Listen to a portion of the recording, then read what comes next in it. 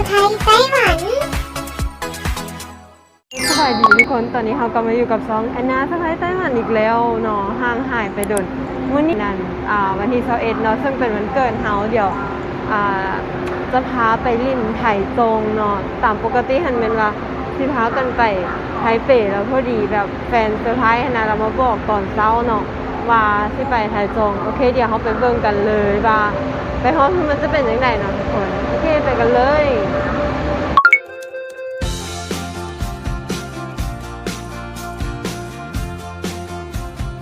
โอเคเนาะทุกคนตอนนี้นะแมนเฮากะมาฮอดไทจงแล้วเนาะ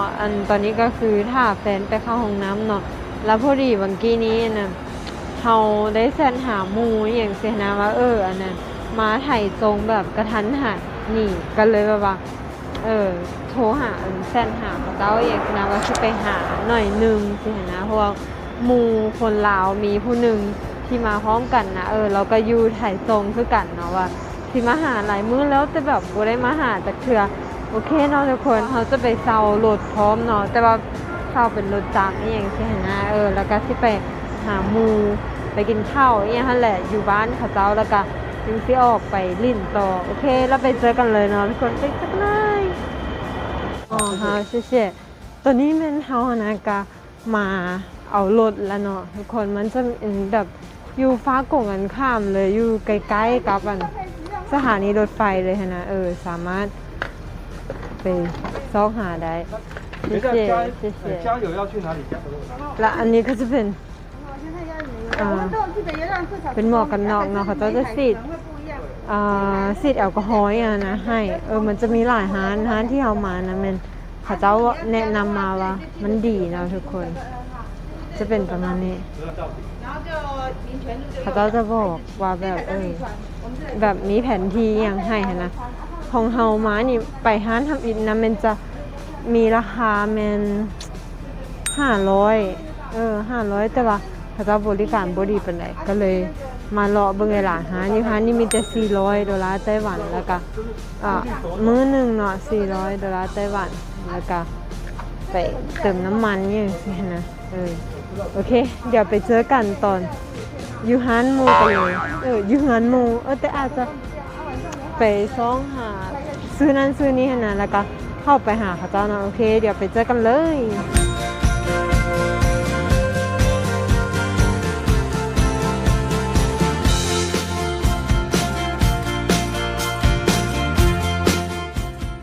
เนาะ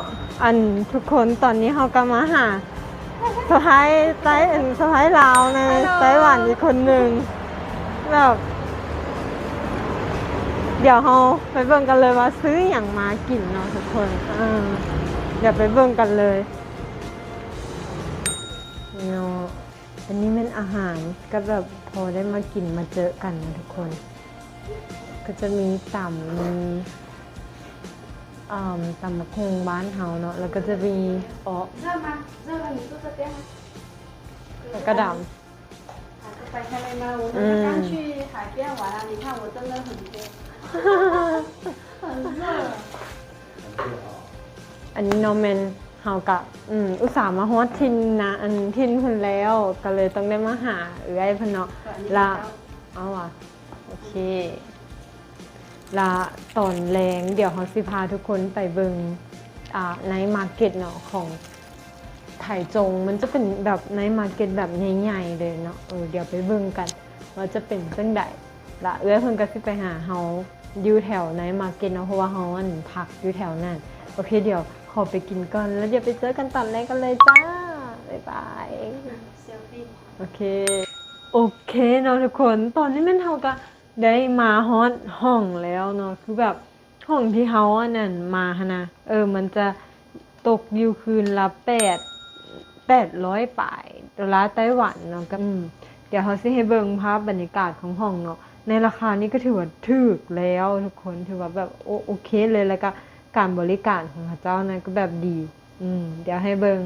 บรรยากาศคร่าวๆนะจ๊ะมีระเบียงด้วยนี่เนาะย่างเข้ามาก็จะเป็นแบบห้องเนาะห้องน้ำก็จะเป็นประมาณนี้ก็สะอาดสะอ้านดีเนาะแล้วก็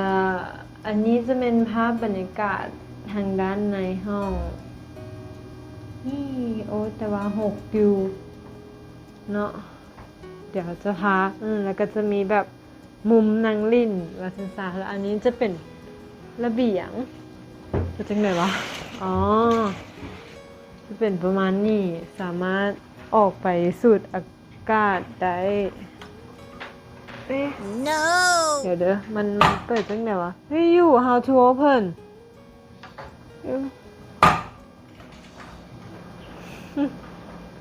how to อ๋อเนาะบ้านนอกหน่อยหนึ่งก็จะเป็นประมาณนี้แล้วก็จะเป็นตึกล้วนๆเลยย่างออกไปนี่มันก็จะเป็นแบบเป็นไนท์มาร์เก็ตเลยเนาะโอเคเดี๋ยวเขาขอไปพักผ่อนแล้วก็เดี๋ยวสิพาทุกคนออกไปในมาร์เก็ตเนาะแล้วไปเบิ่งว่าจะเป็นจังไดแล้วหมู่เฮาอยู่ไถจงนะที่ไปหาเราอยู่บ้านนะแล้วก็สินำมาหาประมาณ 9 โมงแรงนี่แหละแล้วก็ไปจิบบอกจิบเบียร์จิบบอกจิบไวน์หน่อยนึงเนาะโอเคเดี๋ยวไปเจอกันตอนนี้ในมาร์เก็ตกันเลยว่ามันจะเป็นจังไดต่างกันกับในมาร์เก็ตอื่นๆที่เฮาเคยพาทุกคนไปบอเนาะโอเคเดี๋ยวขอตัวไปพักผ่อนอาบน้ำเปลี่ยนเครื่องแล้วก็ไปเจอกันตอนอยู่ในมาร์เก็ตกันเลยบ๊ายบาย A few moments later โอเคเนาะทุกคนตอนนี้แมนเฮาก็ออกมาจากโรงแรมแล้วตอนนี้ก็เป็นเวลาประมาณ6 โมงครึ่ง7 โมงอย่างเนาะเดี๋ยวเฮาสิยังเข้าไปเบิ่งทางด้านในของในมาร์เก็ตเนาะว่ามันเป็นจังได๋เพราะว่าอันนี้นะเฮาก็มาวันพุธเดี๋ยวเข้าไปเบิ่งว่ามื้อธรรมดาอาจจะ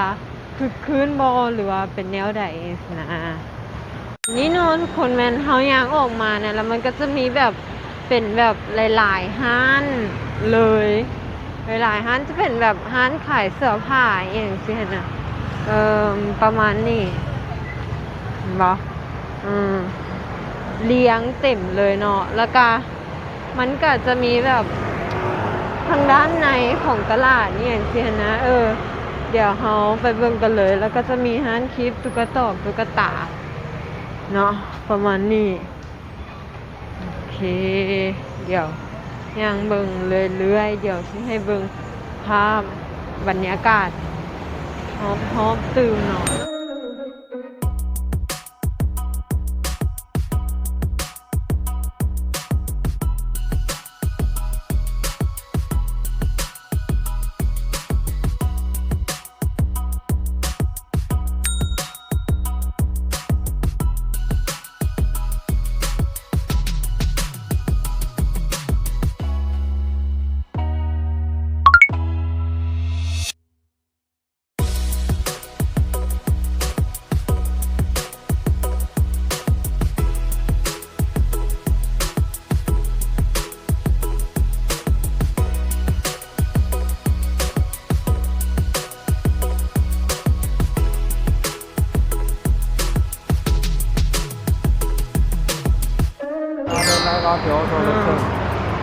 แฟนอันนี้ว่าแบบตะกี้นะมันจะแบบค่อนข้างจะคึกคืนก่อนนี่เนาะแต่เดี๋ยวนี้หันแบบเพิ่นว่าแบบบ่ปานใดนะแต่เดี๋ยวเฮาลองถ้าเบิ่งย่างไปเรื่อยๆเพราะว่าอันนี้มันจะใหญ่อีหลีเนาะทุกคนแบบมันจะเป็นแบบว่าแฟนนี่แบบเป็นถนนใหญ่ๆเลยนะแฟนอันนี้ว่าแบบมื้อนึงก็ย่างบ่เบิดเนาะแต่ข้อดีของไถจงก็คืออยู่แข็งนี่นะเขาเจ้าจะแบบบ่ค่อยบีบแต่ใส่กันนะทุกคนแบบบ่บีบเลยรู้สึกว่าคือบ้านเฮาหั่นนะบ่คือแบบเขตเฮาหยวนหรือว่าไทเปเองนะแถวนั้นคือแบบบีบจ้าบีบอยู่หั่นแหละเดี๋ยวไปซอกเบิ่งแบบร้านนี่นะคนโคตรหลายเลยเดี๋ยวให้เบิ่งมีแต่วัยรุ่นทั้งนั้นเลยจ้ามันเป็นร้านอย่างว่าร้านชานมอ่ะ I have so many people No, it's some kind of the Chinese dishes. Fish, let me eat. อ๋อนั่นอาหารของคนไต้หวันแหละทุกคนแต่แบบว่าคนโตแถวโคตรหลายเลย แล้วร้านนี้ก็คนก็หลายแบบอหย่างวะร้านนี้คนโคตรหลายเลย เดี๋ยวมาหาเบิ่งเนาะว่าจะเป็นยังไงบ่ฮู้ว่าแฟนสิสั่งบ่หรือแนวใดอ๋อ we will eat here right เดี๋ยวสิให้เบิ่งเนาะว่าร้านนี้เขานั่งอยู่ที่เข้ามากินน่ะเป็นจังได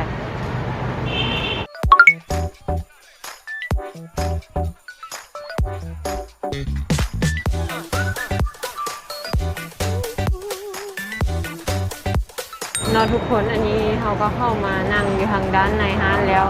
บ่ฮู้ว่าแฟนเขาสั่งมันเป็นอีหยังเนาะแต่เดี๋ยวมาหาเบิ่งว่ามันสิแม่นหยังแต่ว่าคนนะโคตรหลายเลยแบบข้างๆนี่นะมีแต่คนแต่ว่าบ่อยากถ่ายให้มันถูกคนหลายแต่ว่าก็เต็มร้านเนาะก็คือสิได้ถ่ายดีเนาะร้านนี้มันจะเป็นร้านเจเนาะเดี๋ยวมาเบิ่งกันว่าหน้าตามันจะเป็นจังได๋กันเลยจ้าโอเคเนาะทุกคนตอนนี้นะอาหารก็มาเป็นที่เรียบร้อยแล้วเดี๋ยวเรามาเบิ่งกันว่ามันจะเป็นจังไดนี่จะเป็นโทโต้ฟูแล้วส่วนตัวนี้จะเป็นเมี่ยนเซี่ยนไว้ Totally how much for this one 100 โอ้ my god ก็พูดถูกเลยทุกคนอันนี้นะแบบใหญ่ๆเลยในราคาทั้งหมดเป็น$100ไต้หวันโอ้ my god โคตรถูกเดี๋ยวมาเบิ่งรสชาติ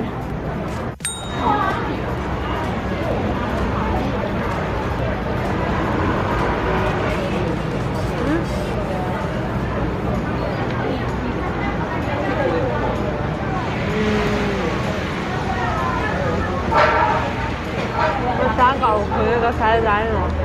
เดี๋ยวไปเบิ่งเนาะว่าร้านต่อไปน่าจะเป็นร้านหนึ่งทั่วไปนี่แหละเดี๋ยวไปเบิ่งกันว่ามันจะเป็นยังไงเนาะเดี๋ยวเราสิไปชิมเบิ่งว่าอาหารมันจะแซ่บบ่โอเคเนาะไปเจอกันเลย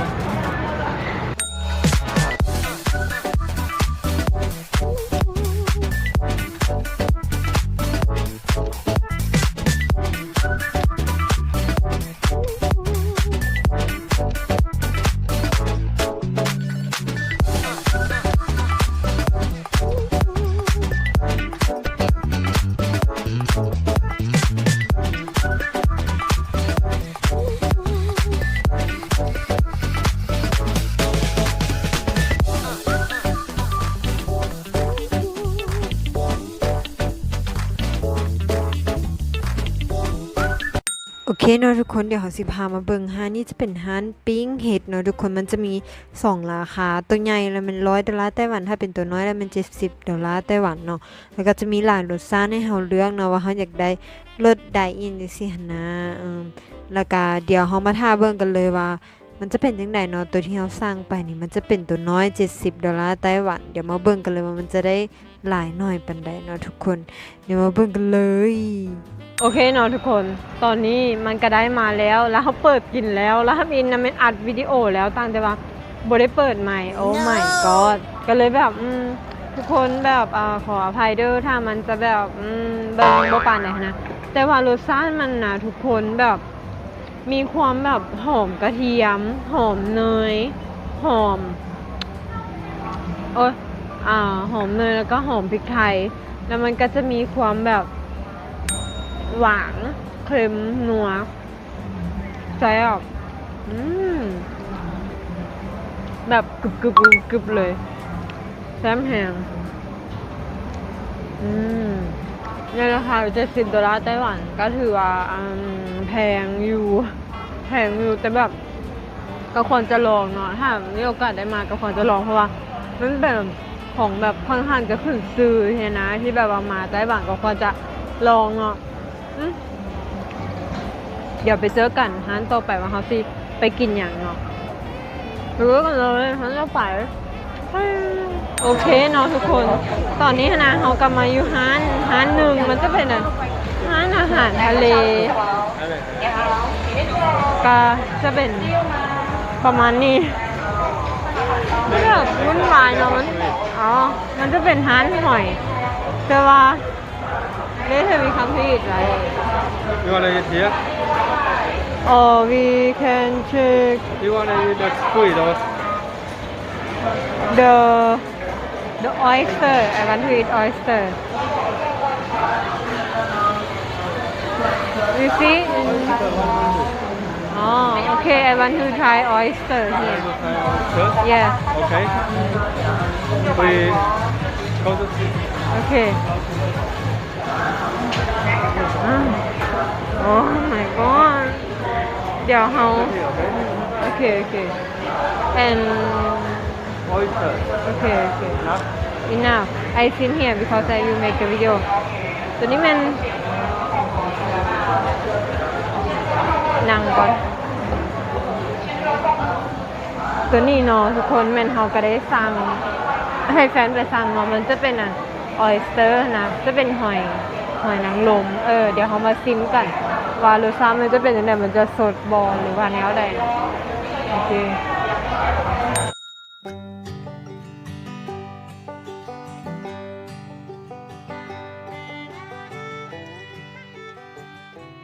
โอเคเนาะทุกคนตอนนี้กลับมาแล้วเนาะอันนี้ก็จะเป็น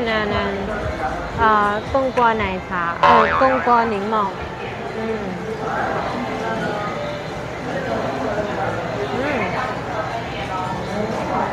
หวานส้มหอมเดี๋ยวเขาจะมาซิมอันนี้ก็จะเป็นหน้าตาของหอยออยสเตอร์เนาะแต่ว่าหอยมันคือน้อยแต่ว่าบ่คุ้มกับเงินไปไหนเลย$100ไต้หวันมันบ่มีซอสบ่มีอย่างให้อันนี้จะเป็นพริกไทยเนาะลองกับพริกไทยกับหมักเผ็ดบ่ฮู้ว่าเขาจะกินจังซี่บ่แต่เห็นเขาตั้งไว้จังซี่ก็น่าจะแม่นประมาณนี้หนึ่งทุกคนแบบหอยไม่ใหญ่นะแบบน้อยอ่ะ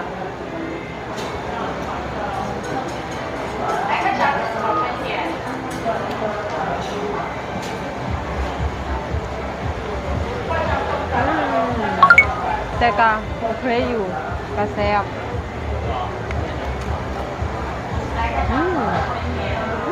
นัวก็เข้ากันอยู่สุดท้ายกับบริษัทนี่ประมาณนี้เนาะ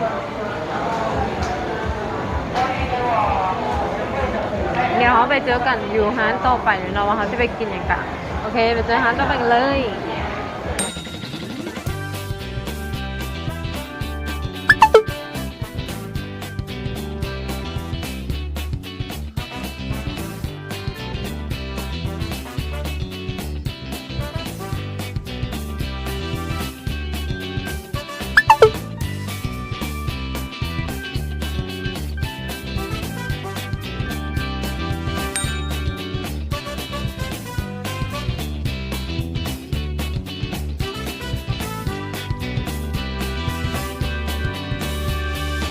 โอเคเนาะทุกคนตอนนี้แมนเฮากะ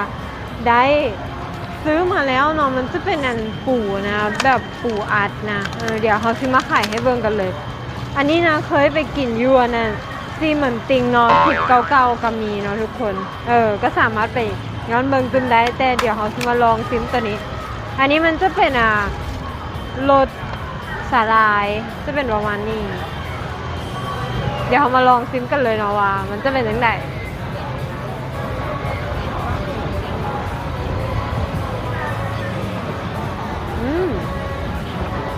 มันจะแบบรสชาติแบบนัวๆแล้วก็จะมีแบบสาลายนะทุกคนก็ถือว่าแซ่บแล้วแล้วมาตัวบอลเก่านะมันจะมีความแบบนุ่มกว่าเนาะแต่ตัวนี้มันจะอยากแข็งแดง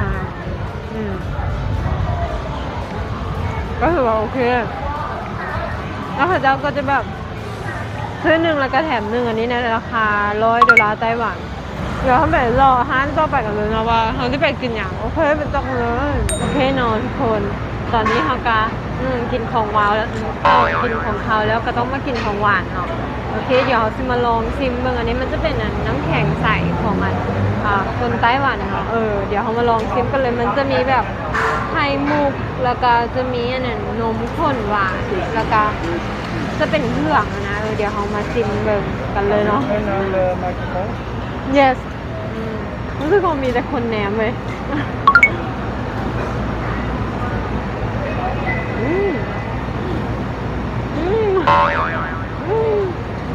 มีแต่คนแหนมอ่ะก็ถือว่าแซมนะทุกคนมันแบบว่า มันจะมีความนุ่มนะมีความนุ่มแล้วก็แบบ มันก็จะหอมแบบอันพวกงาพวกอันอหย่างนะก็ถือว่าโอเค เดี๋ยวซูมเบิ่งไกลๆโอเคมาอีกคำหนึ่งเนาะ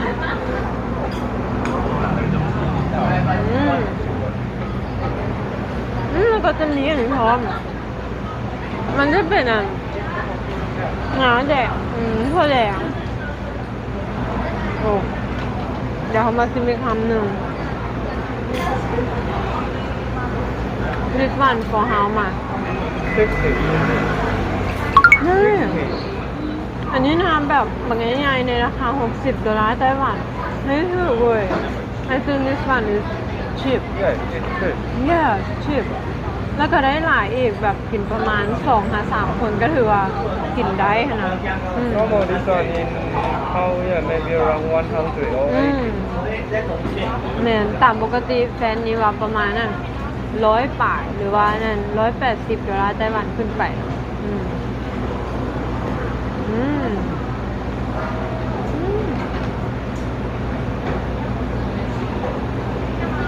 ตัวฮันนี่นะมันจะอยู่ตรงกันข้ามกับมันร้านอาหารเจตัวฮันทำอีที่เฮามานะโอเคเนาะทุกคนเดี๋ยวไปเจอกันตอนที่เฮาไปน้ำมูกันเลยโอเคเนาะทุกคนตอนนี้เฮาก็กลับมาห้องแล้วเนาะหัวบ่ได้ไปน้ำมูเพราะว่าแบบ